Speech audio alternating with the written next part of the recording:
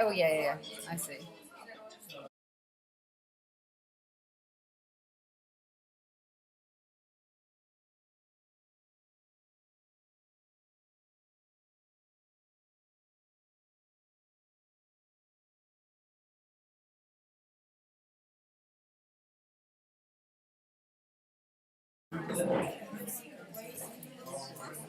Okay, everybody. Thank you for this afternoon. I'd like to introduce to you Erica Rolfe. She is from the Bedford Planner. She's going to talk to you about the magazine and her career. Hello. Hello there. I've called this From Here to Nonconformity, which is a play on words of a film called From Here to Eternity, which is well before my time.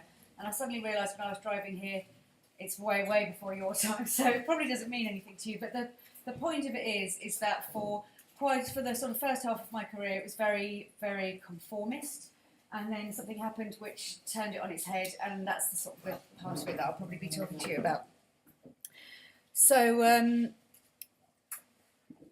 1971 to 2008 BC, before children. That was the catalyst in my life. So, prior to having children, I went to Bournemouth University.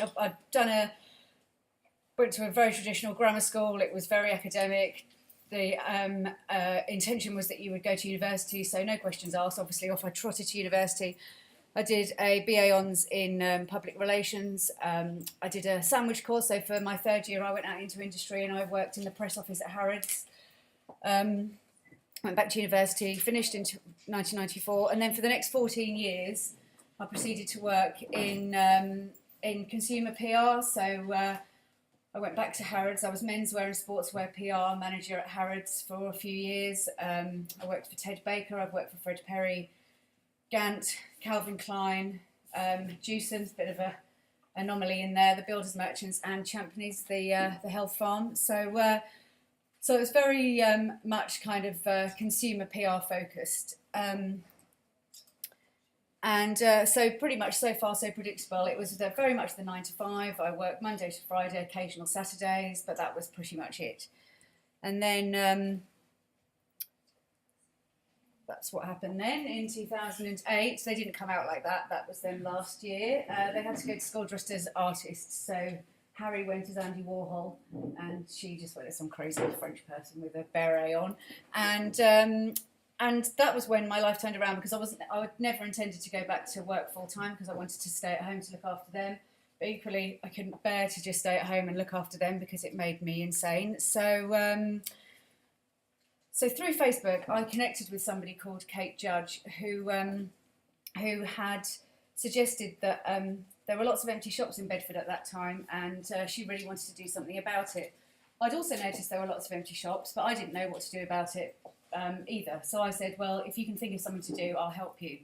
So we met. We actually had a blind date in a pub. We met, drank quite a lot of red wine, and came up with a concept called We Are Bedford, with the intention of running empty shop arts events in empty shops or empty places. And the idea was that we would try and collaborate with as many people as possible. We felt that in Bedford there were lots of people doing lots of things, but there wasn't much joined up thinking. So We Are Bedford would become this kind of umbrella. We had no affiliation to anybody. We had no particular organisational structure. We set ourselves up as a community organisation, which is very easy to do. If you want to be a not-for-profit, obviously you can pay yourself, but just don't make profits. So we set ourselves up as a not-for-profit community organisation, and started talking to people at the council about what we could do. There were lots of empty shops in the town. The trouble with doing it, I don't know if any of you have done anything in empty shops or have done pop-ups or anything like that, but the reason why there are so many empty shops is because most of them are owned by absentee landlords. So an absentee landlord is usually a massive pension fund, and they own properties because it's money on their profit and loss sheets. So there's an empty shop in the middle of the shopping centre in Luton that will have an intrinsic value. That shop, whether it's empty or full, it has a value because it is bricks and mortar. If even if it's empty. If they rent that out or let somebody use that for below the market value, that then lowers the value of that building. So that's why there are empty shops everywhere. If there wasn't that problem, then everybody would be using empty shops for stuff because landlords would let you do it because it wouldn't affect their bottom line.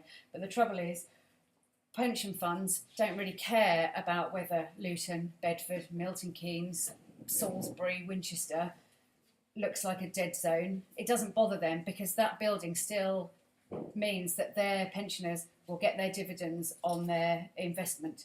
So that was a big learning curve for us because we just assumed that these shops were empty and we could just pile in and use them. That's not the case. Very few landlords are altruistic enough to want to take a financial hit to let people use their premises. However, in Bedford, at that time, an area had been regenerated called they called it the Cultural Quarter, Castle Quay, and they'd taken a cruddy old car park and built these really lovely units, flats above them.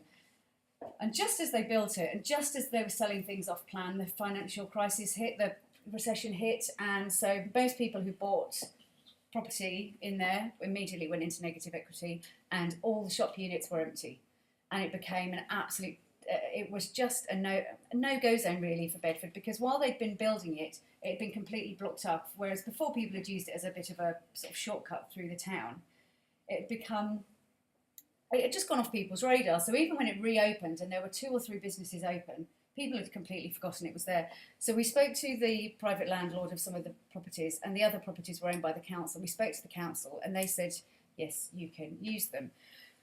So we ran an event called the Castle Quay Weekender, and we did a weekend's worth of events on the 19th and 20th of March 2011 in 7 empty units.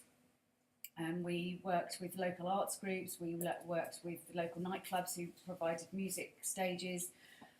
John Hegley, who is from Luton, he came and performed a kids show that he did. We had probably about 5,000 people came to this space that no one ever came to. 5,000 people came to that space over that weekend. So it just kind of put it back onto people's consciousness. And I'm very proud to say that now, okay, we're 4 years on, nearly 5 years on, but as of last year, there are now no empty properties in there. And the landlord has said that we definitely were a catalyst for making that happen. So I feel very proud of that, and the fact that so many people still remember it very, very fondly as being something that, and they use the words, we didn't expect something like this to happen in Bedford. And I think Luton's probably quite similar to Bedford in that way, that people don't expect good stuff to happen here. I don't know, would you agree with that? People think it's it's an okay town, but you don't expect anything wild to go on. So it was kind of really nice to do something that, and particularly because the branding of it was so important to us that we wanted it to look, we didn't want it to look like a not-for-profit thing, we didn't want it to look like a charity thing, we wanted it to have the same design credibility that anything else would have if you were doing it as a corporate event. So that was very important to us. And that leads on to something that I like to call human dominoes, is that's Kate there and that's me, and this was the next event that we did back in these empty properties. We worked with an illustrator called David Litchfield, who's a student at a lecturer at Bedford College, teaches graphics, and he'd started a project called A Drawing a Day, just to kind of get his illustration skills sort of honed. So he started a Tumblr and he put his Drawing a Day on it, and he had a Facebook page and everything. And he had just interaction from all over the world. People were just loving it, and we were determined that if it was going to be on display, it should be on display in Bedford before it went anywhere else. So we asked people to donate frames. So people came from all over the town bringing frames, and we just framed everything up and put it on display. Anyway, David's just launched his first children's book called A Bear in the Piano, which is really lovely. It's been nominated for loads of prizes. Best Children's Illustrated Book of the Year. Check it out, it's very, very good. And he's working on the next one now. So I think what I'm trying to say is that from here, from the Castle Quay Weekender, this sort of domino effect happened, that we met people. things started happening. A network had started, and it wasn't just one network of us, sort of a cliquey thing. There's a sort of a Venn diagram, and different things started happening, and what you could probably call pop-up people happened. So this is just a variety of stuff that we did. So we did something for the Big Draw, which is a big illustration event, and we got together a group of illustrators who all were working on their own in their back bedrooms. Some of them streets away from each other, but they'd never ever met. And Kate brought them together to facilitate a Big Draw event, and subsequently they set up a group called the Circus of Illustration, and they now work as a collective, and they share ideas, and they run drink and draw events where they meet in a pub once a month and do loads of stuff. So all they're passionate about is sharing the sort of joy of drawing and art, and they do some really beautiful work.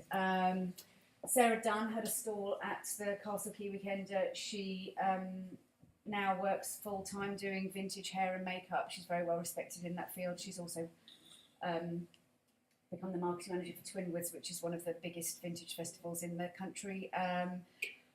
So she kind of got her big break there. Kat had a stall selling vintage clothes. She subsequently took on a shop in the town centre.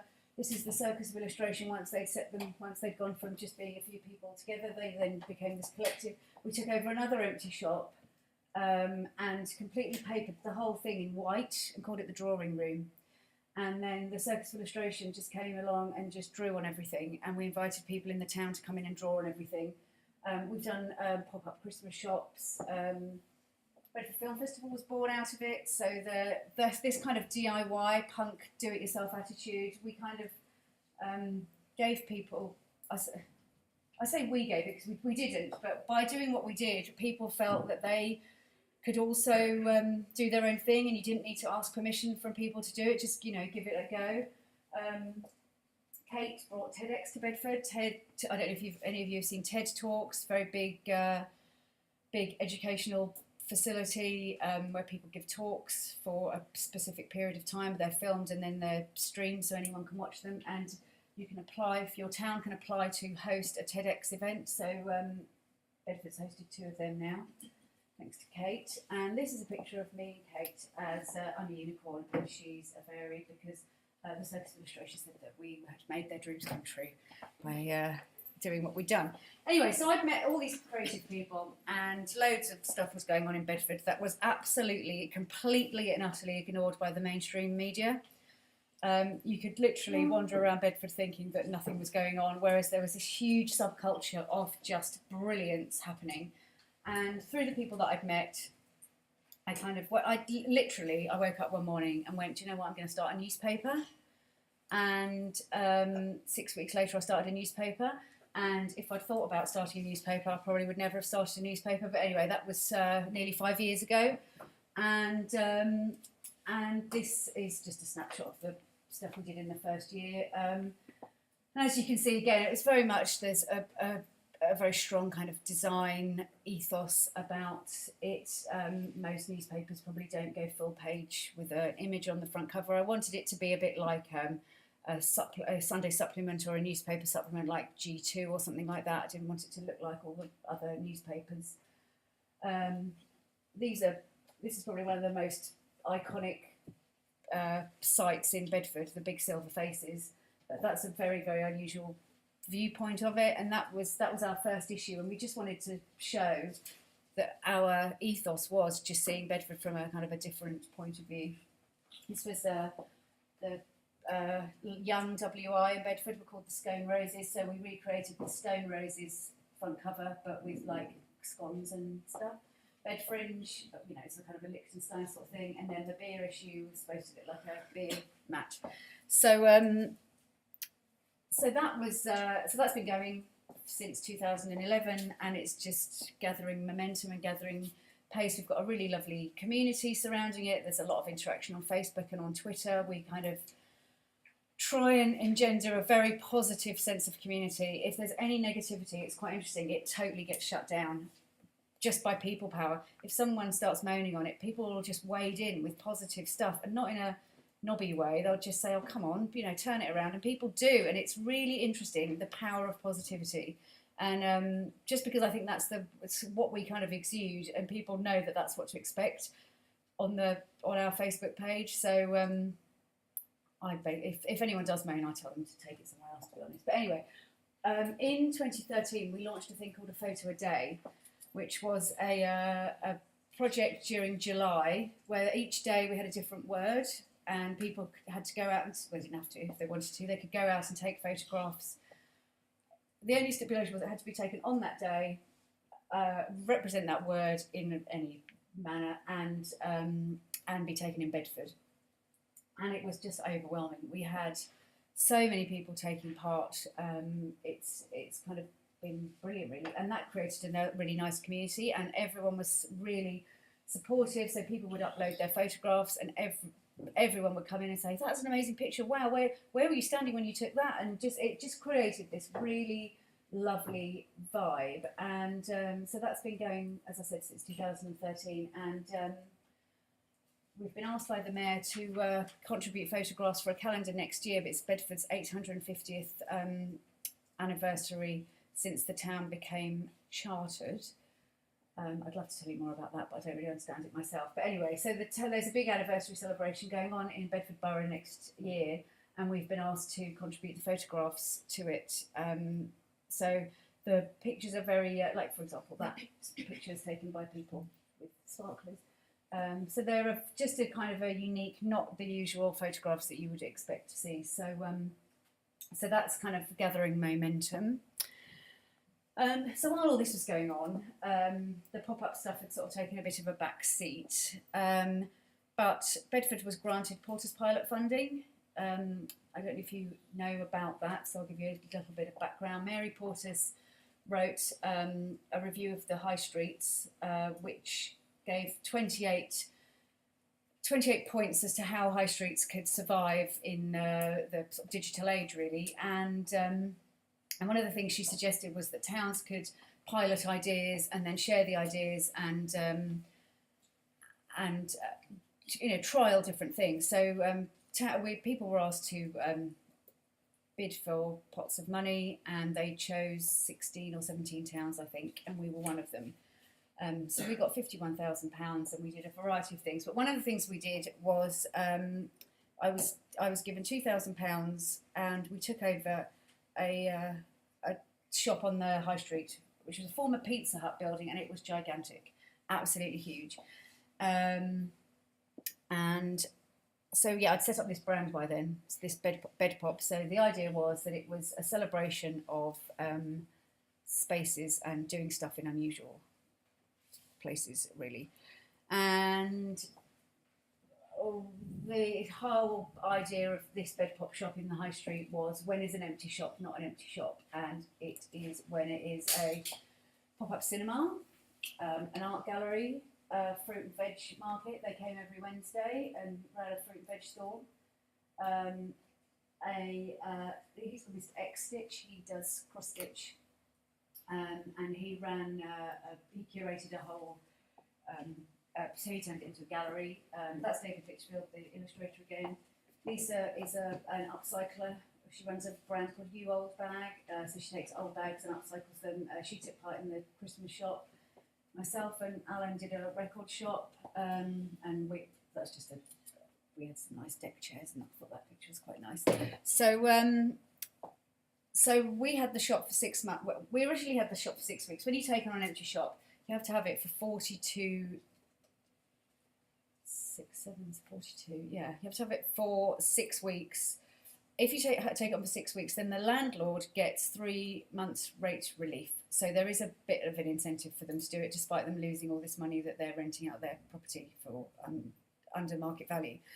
So you have to take on a property for 6 weeks, which we did. We took it on for 6 weeks. We cleared it out, and then the landlord came to me and said, "Actually, we've noticed such a positive benefit of you being in there. Do you want to go back in for free on a rolling contract?" And he said, "If I get someone that wants to take it on, you'll have to go." And I said, that's fine, because I kind of didn't really want to do it anyway. But when you're given a massive shop in the high street, sort of feel, well, it could be quite a good thing.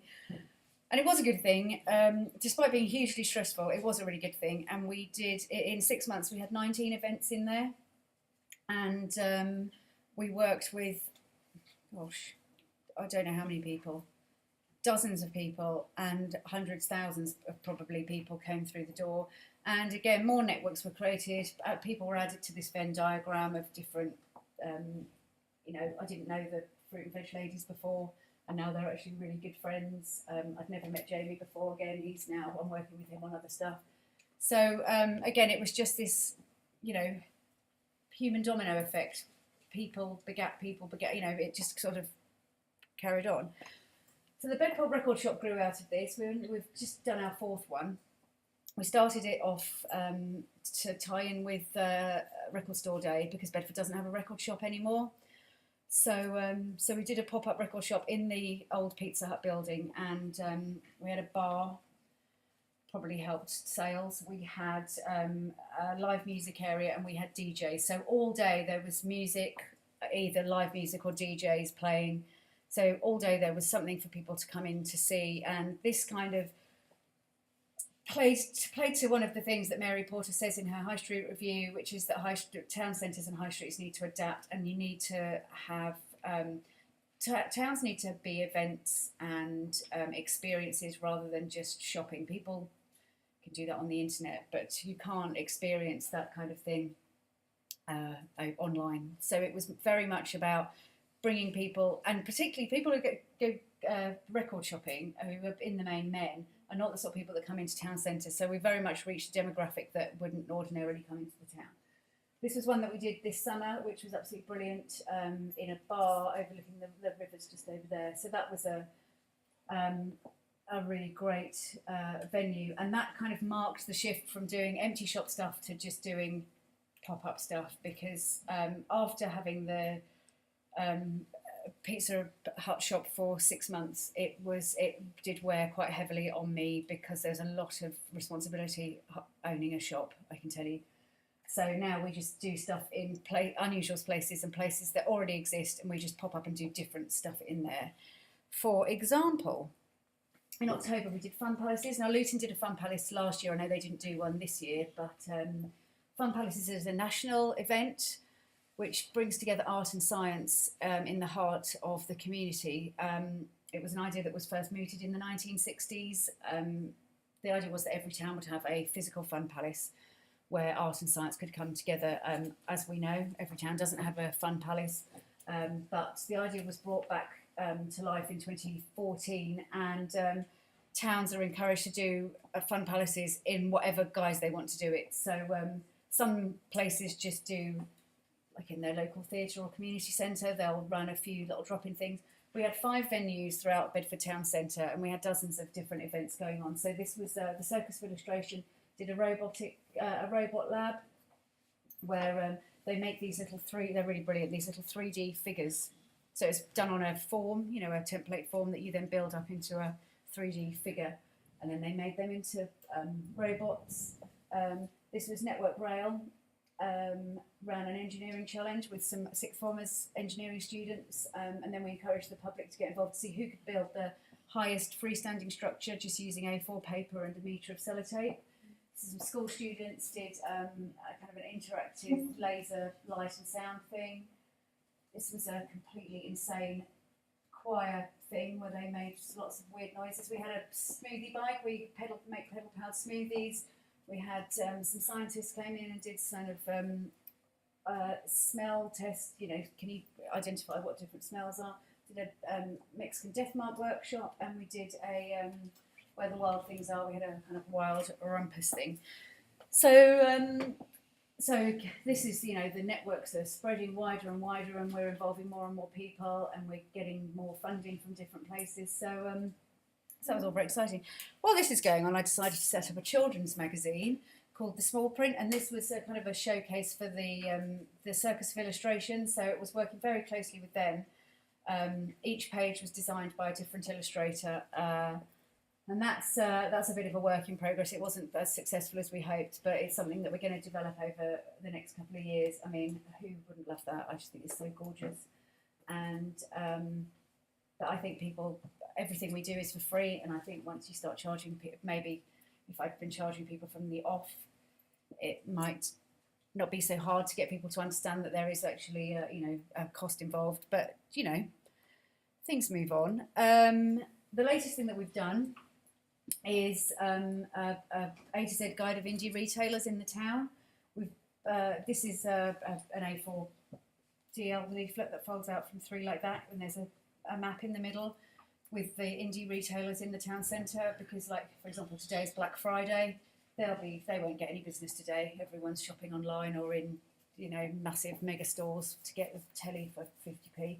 They're not, they struggle. Independent retailers totally struggle, and if you don't use them, you'll lose them. So that's one of our massive passions with behind the clanger, is about encouraging people to embrace local businesses and small businesses. So we've put together this map. This is just a little display of some of the nice small businesses we have in Bedford. These are the covers of the clanger that we've done this year. We try and have a kind of theme each month. So at the beginning of the year, my personal favourite, our New Year's Revolution. So our revolution is all about shop local, use your library, go to museums, go and see live music. Basically, just don't sit at home, really. Do not conform was, it's just about, there's a lot of, Bedford has a real history of non-conformity. John Bunyan was from Bedford. He wrote a book called The Pilgrim's Progress, and he was imprisoned for his religious beliefs. But undeterred, he wrote this book, which is now the second most printed book after the Bible. So we're quite proud of him. We work with a national charity called the Media Trust, and they did a project called Do Something Brilliant, which was aiming to get people to do something different and do something brilliant. We work with, that's one of the illustrators. We've commissioned this girl, Tabitha Mary, who came on the scene and does these amazing illustrations of Bedford. So she's done our Christmas one as well. And this was about small businesses, small yet mighty. So that's kind of what I've done. And I must say, until I put this presentation together, I didn't really realise how much I've done, but it does seem like quite a lot in 4 years. But anyway, so I think what I'm trying to say is that the before children bit was kind of like, working for somebody else, trotting along. The after having children, I felt this kind of freedom to do what I wanted. Okay, that's probably because I don't have to pay for a mortgage on my own. I've got a partner who, we share the load, so I don't have to earn a massive salary. I still need to earn money, but I don't have to. I'm not the main breadwinner, so I am fortunate in that respect. So I'm not saying that this is the way to go for everybody, but what I am saying is that in the modern digital age, when you can work from anywhere and collaborate with anybody, and I think people are much more open to ideas and just kind of, people aren't quite so close-minded perhaps now as when I was first started working. I just feel like there are so many opportunities now, and I just, you don't have to just feel like you're staring down the barrel of a career, just on the 9-to-5 treadmill until you retire. By the time you retire, you probably have to work till you're about 82. But you just feel like there is that feeling that as soon as you graduate, you've just got to keep going in a corporate world, and particularly the degrees that you're studying. It's there is life outside of that. So our future plans are the Castle Key Weekender that I was talking about. That was the first kind of catalyst to all the work we've done. That was the first. That was the seed of the networks that have suddenly emerged. We're bringing that back this year. Of course, it won't be an empty shop festival now because there aren't any empty shops there. But it'll reflect the businesses that are there, which are design businesses and food businesses. So and we'll bring back the record shop there. So there'll be music and food and culture and art. The Fun Palaces will take place every year for every October. The Bedford Clanger will continue to grow. The small print, we're hoping to make that a success. The A to Z guides will carry on every quarterly. We'll update them. to reflect the changing shape of the retail. You know, shops open, shops close. That's life. That happens. And then I don't know if any of you know Spring Fair, which is a massive trade fair that takes place, which is where people sell their wares to big brands. So the Debenhams buyers, the John Lewis buyers, and also independent shops will come and buy from makers and designers. And we're hoping that one day we'll have a bed pop stand there, and we'll represent the designers and makers of Bedford, and everybody who's kind of retail ready. We'll be able to give them that platform, which otherwise would be probably financially impossible for them. And so these are my kind of top tips, really. Mainly be nice to people, because one of the best things that was ever said to me when I worked at Harrods in the 90s was be nice to people on your way up, because you don't know whether you'll need them when you're on your way down. And that is such a good piece of advice, because I'm still very good friends with people I've worked with for the last 20 years. In fact, it was 21 years ago when I started working at Harrods, and I went on holiday with the people just this summer. Have integrity, I think, is so important, because if you don't, you'll get caught out. People will know. I mean, I live and die by the ethos that the clanger has. You know, I do shop local. I try not to, you know, I've actually joined this Buy Nothing Friday movement, where today I won't buy anything, because I don't believe in sort of decimating town centres.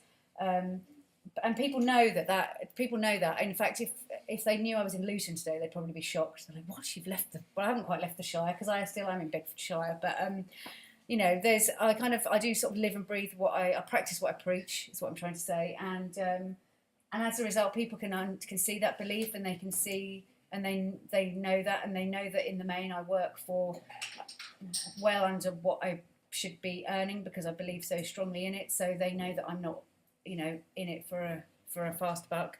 Every day's a school day. I'm always learning. I'm always wanting to. I've got a real thirst for knowledge and thirst for finding out about people and what people do and what makes them tick. And I think that's probably just because I'm a bit nosy. And so the Clang is brilliant for that, because I can contact people and interview people and share their stories. Use social media wisely. You know, not drunken tweeting or, you know, that kind of thing. But there's such a force for good, really. You know, it didn't exist when I started out in PR. We didn't even have mail merge. We used to hand write envelopes when we used to invite people to events.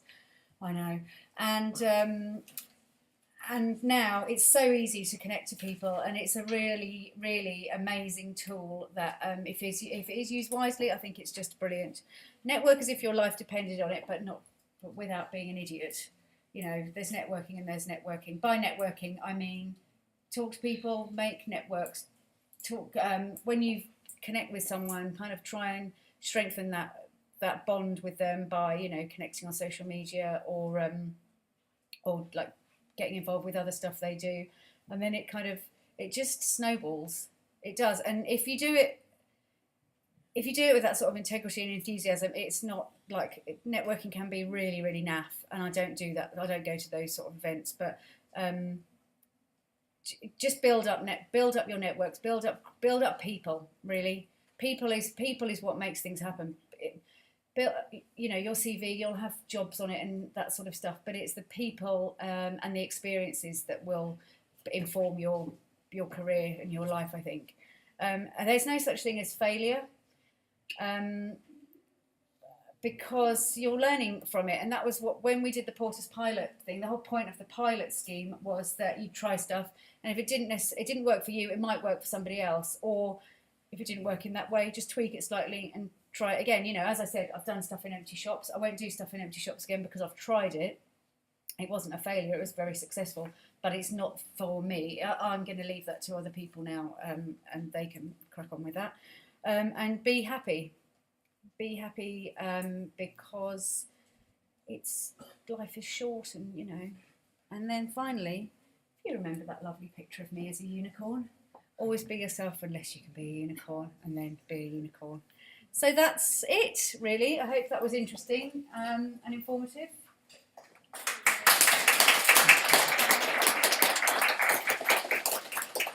anybody? I don't know.